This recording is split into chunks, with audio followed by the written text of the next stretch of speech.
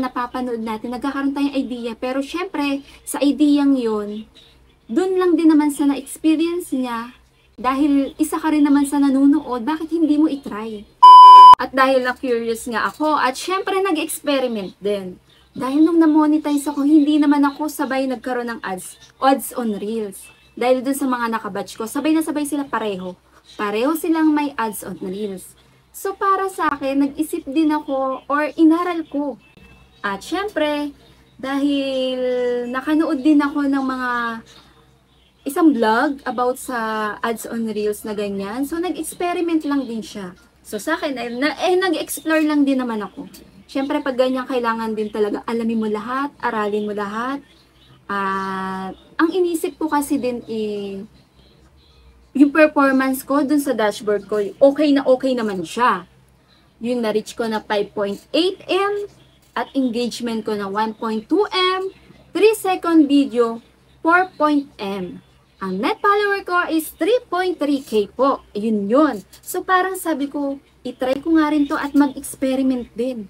So noong July 2, yung mga reels ng video ko halos 30 plus lang. Dahil hindi naman ako nagpo-focus sa reels, sa long video lang din.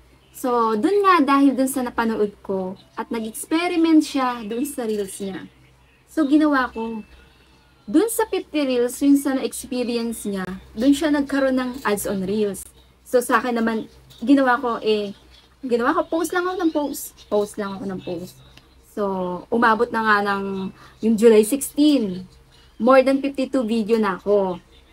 More than 52 video na 36 1K view. 36 1K view. Yun sa bilang ng 52 na yon. So, ang nangyari nga nun, dapat kasi, di ba, for invitation, yung pagkakaroon ng ads on Reels. Dahil sinisipag na tayo, at syempre, pagkakataon din natin to bukod sa ginagawa natin long video, bigyan din natin talaga ng time yung pag-reels na. Hanggang sinisipag ka naman mag-post ng video, maisipagin ka rin talagang magpo-post sa Reels. Dahil, kahit mababang kinikita yan, pag naipon yan, talagang okay na okay yan. So, ang nangyari sa akin, dahil nga ang sipag ko rin naman magpo-post ng video, ganyan-ganyan. So, noong July 23, morning yon, morning, umaga ha. So, 58 video ang meron ako dito sa Reels ko. Tapos, bali, sa 58 video na yon, 38 1K view ang meron ako. So, doon. So, doon pa lang talagang nakita ko na na-monetize ako. Na meron na akong ads on Reel. Yes, yun po, meron na po ako nun.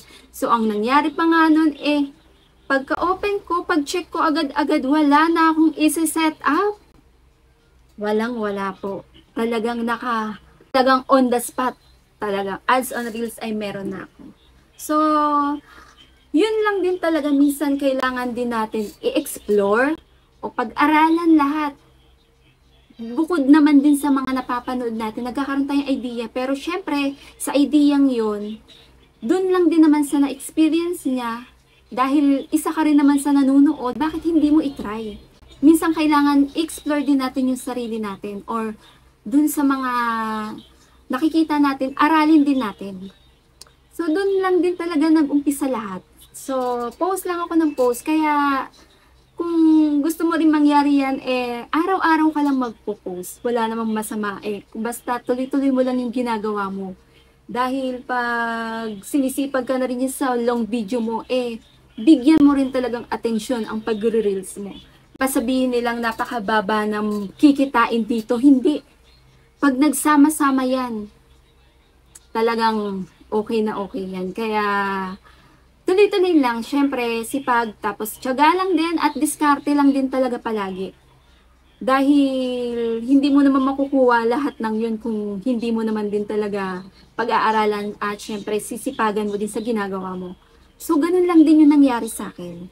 Kaya kahit papano dito sa nagawa ko dito or na-experience, na-experiment and explore, so, try mo rin. Wala naman pangit na maidudulot to sa inyo, kundi para din naman sa inyo to. Kaya dun sa nangyari sa akin, sinishare ko at humaharap ako sa inyo. Dahil ito yung experience ko. Dahil na-monetize ako, hindi naman ako sabay nagkaroon ng ads on Reels. At syempre, pagtuungan, Basta yun na yun, ng oras ang pag-ads on Reels. At syempre, pag-focus ka din sa ginagawa mo, tuloy-tuloy mo lang yan. So, hanggang dito na lang. Yun lang. Follow for more. Bye!